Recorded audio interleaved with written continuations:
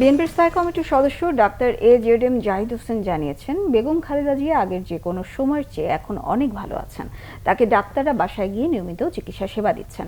সোমবার সন্ধ্যায় পূর্ব লন্ডনের একটি হলে জিয়া পরিষদ ইউকে আয়োজিত ইফতার মাহফিলে তিনি এসব কথা বলেন।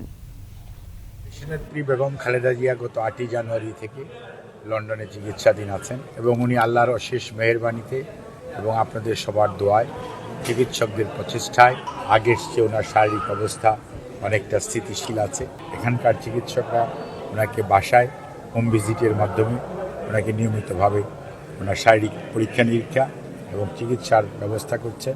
অন্যদিকে মানসিকভাবে 7 বছর পরে উনি ওনার ছেলে দলের ভারপ্রাপ্ত চেয়ারম্যান জনাব তারেক রহমান তাদেরকে সাথে পেয়ে মানসিকভাবে উনি অনেকটা আগের চেয়ে বেশি সুস্থ আছেন এবং এই মানসিক সুস্থতাই ওনার শারীরিক সুস্থতাকে আরও বেশি বাড়িয়ে দিচ্ছে।